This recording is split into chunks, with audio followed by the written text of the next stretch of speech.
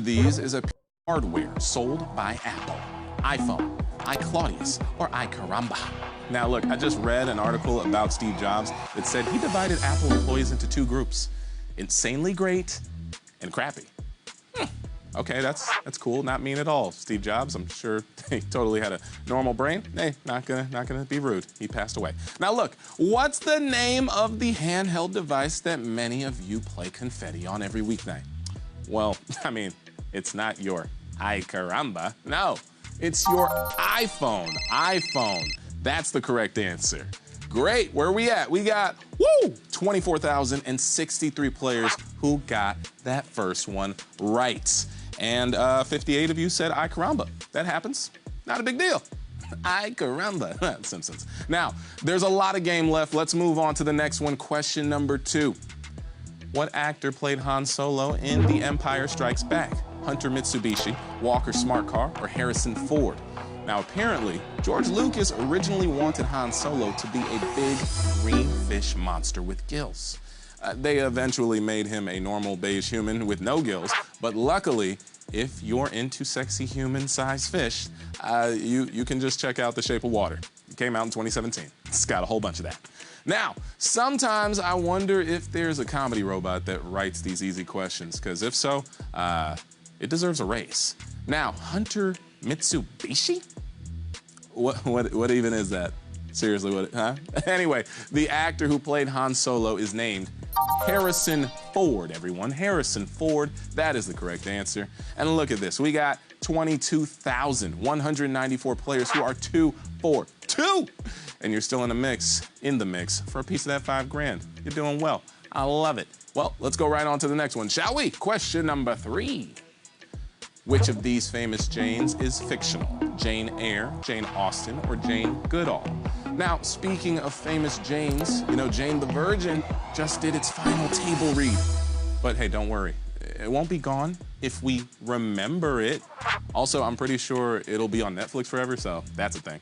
Now, Jane Goodall is a world-famous primatologist and very much a real person. The other two Janes are from the world of literature. One's a famous author, and the other is the fictional title character of a Charlotte Bronte novel. And that Bronte novel is Jane Eyre, everybody. Jane Eyre, which is the correct answer. Yeah, and Jane Austen is the author of novels that were turned into unbearably long date night movies. Hey, where we at? We got, 13,889 players who are 3 for 3. And you're moving on to a video question, so check it out. A little friendly game of poker, yeah. With thousands of dollars and a house on the line. Oh, wow, man, this is a pretty dark stock video. This guy right here is about to probably ruin his life. All right, well, in his honor, here's the next question, number 4. In Texas Hold'em poker, what's the term for the face-down cards each player gets to start the hand? Hole cards, flop cards, or window cards? Now, you know, I love all the different types of poker. I mean, come on, draw, stud, low ball, high low, stripped, deck, Shanghai 5-0, billabong, follow the queen, whack the jack, lick the cat, butter in the barn, Bacula's revenge, and fierce grape. I mean, I play them all. So, as opposed to like 5 of those things that I just said, Texas Hold'em is a real type of poker. And each player starts with 2 cards dealt face down. And those are known as hole cards. Hole cards, which is the correct answer. Nice. All right, where we at? 8,382 players, huh?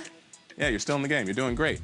And in case you tuned in late, I just wanted to let you know that tomorrow night we have a game celebrating hip-hop. Yes, don't forget, we are asking 10 questions all about rap and giving away 15 grand. And on Thursday, we're teaming up with People Are Awesome and Fail Army for a viral video-themed game. And we're giving away 30 G's. That's a lot of G's, people. All right? Enough shameless plugs. Okay. It's time for a blast from the past. Yeah, it's about a TV show from back in the day. Here we go. Question number 5. What fictional radio station did Martin Payne work on in the TV show Martin? WBRB, WZUP, or WAIL. Now, usually radio stations east of the Mississippi River start with W, and stations west of the Mississippi start with K. By the way, shout out to the Mississippi River for always dividing stuff. It never gets enough credit. Now, back when Martin started in 1990, WBRB wasn't really a household breed. And in 2019, WBRB is very much a wrong answer. Now, our confetti clue said the radio station sounds like a salutation because he worked at What's Up, also known as WZUP. That's the right answer. There we go. My aunt. I'm the man. Ow! Now, we are past the halfway point. Right. And we've got 6,990 players who are still perfect tonight. And I know you've already seen the ad for a new Confetti Once a Day, but we wanted to show you a real testimonial from a real confetti winner. So let's take a look. I won the confetti, and the money I won changed my life forever. Thumbs up. Oh crap, I just read the stage direction. Wow, moving stuff right there. And speaking of moving, let's move on to question number 6. Which of these is named after the fruit it shares its name with? The date on a calendar, the color orange, or the kiwi bird? Now, did you know some people don't consider figs to be vegan because they digest wasps? Woo! Okay, damn figs, you know, I used to think that you were just a soft piece of fruit that goes on a cheese plate, but you go hard. Very hard.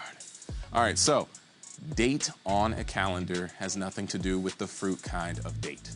They're totally unrelated, so don't believe the conspiracy theory YouTube videos trying to connect them all right? Now, kiwi fruit is related to the kiwi bird, but the fruit was named after the bird. And we're asking which was named after the fruit. Well, the correct answer is the color orange. The color orange is the correct answer. And wow, the color orange was named after a fruit. Who knew? That's crazy. All right, hey, we got 5,444 players who are 6 for 6. You're just a few questions away from $5,000, everyone. What's next? Question number 7. Here we go. Which of these NBA franchises has never changed its team name? New Orleans Pelicans, Orlando Magic, or Oklahoma City Thunder? Now, you know, a lot of NBA teams change their name. Like, for instance, the Indiana Pacers. They used to be Indiana Leibowitz. But when they got famous, they just changed their stage name. That's what happens. Yeah. So, the New Orleans Pelicans used to be known as the Hornets. After the team moved from Charlotte, so they're out. The Thunder have always been the Thunder as long as they've been in Oklahoma City. But from 1967 to 2008, they were the Seattle Supersonics, which means the Orlando Magic have never changed their name. There you go. That's the correct answer. Yeah, they started as an expansion franchise back in 1989. Who knew? All right, look at this. We got 4,732 players who have gotten all 7 questions right so far, and you got 3 more right answers, and then you're winning a piece of that cash money, everyone. And next up is question number 8. Based on the year it was first published, which novel was set the furthest in the future?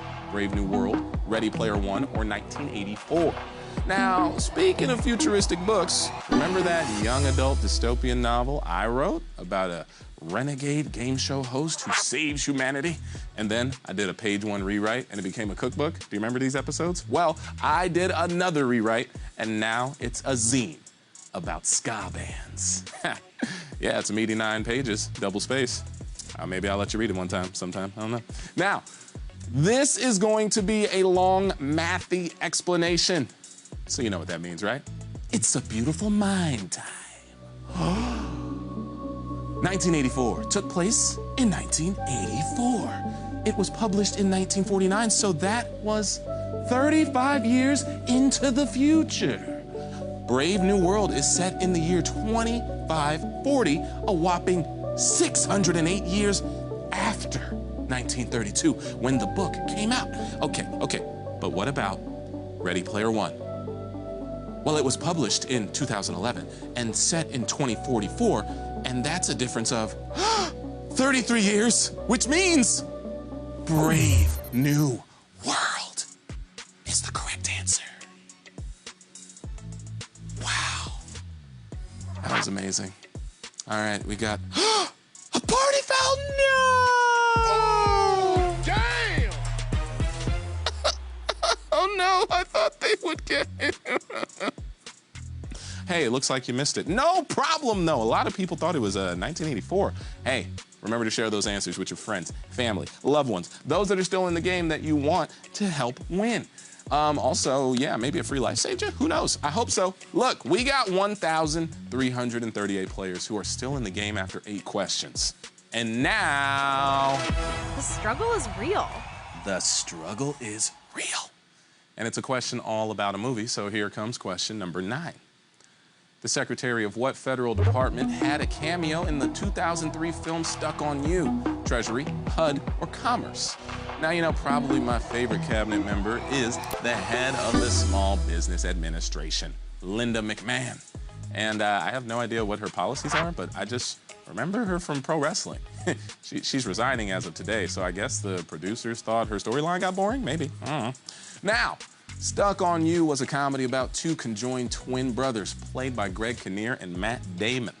And in the movie, the surgeon that separates the twins was played by a real-life doctor who performed the first successful separation of conjoined twins in 1987. And that was Ben Carson, the Secretary of Housing and Urban Development. HUD. HUD is the correct answer, everybody. There you go. HUD. Look at this. We got, whoa, hey, a lot of people thought it was Treasury just now.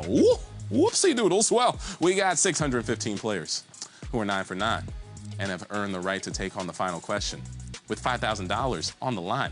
And I kind of just want to apologize for saying whoopsie doodles. Not sure how that came out of my mouth, but it happened. Hey, but you know what, everybody? More importantly, with what's happening right now, you gotta get this question right, all right? It's time for the final question.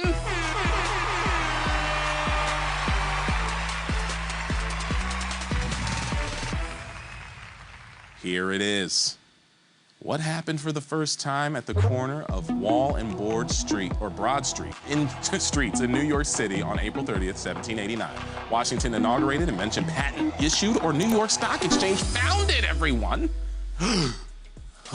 Now look, there's $5,000 on the line, and it all comes down to a question about New York City. The greatest city in the world, I assume? That's what people say. Now look, that is also a place where $5,000 can get you a one night at an Airbnb where you share a bathroom with a family of pigeons. So come on, New Yorkers in the chat, let me know, right, pigeons? Okay, well, Wall Street and Broad Street. It's a famous intersection and the current location of the New York Stock Exchange. And that was founded back in 1792, so that one is wrong, it's wrong. Now it's down to the first invention patent and the inauguration of George Washington.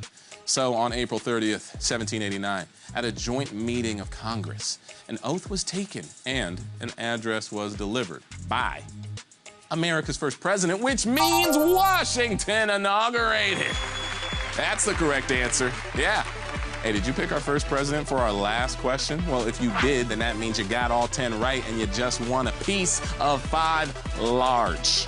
5 large, I tell you. Hey, so how many winners do we have tonight? Oh, woo! 490 total winners. Answered all 10 questions correctly, and you're taking home $10.21. Good money. Woo-hoo-hoo-hoo-hoo. Hey, good job. Thank you so much for playing Confetti. We had a great time, and I hope everyone who played tonight did too. Let's shout out some of these winners. We got Lissandro, Joey, Riley, Zachary, Gina, Chelsea, Kenna, Carl, Griggs, and Joey again. There's another Joey. Look at you. Hey, what's up in the chat? We got 3 comments right here. We got Mia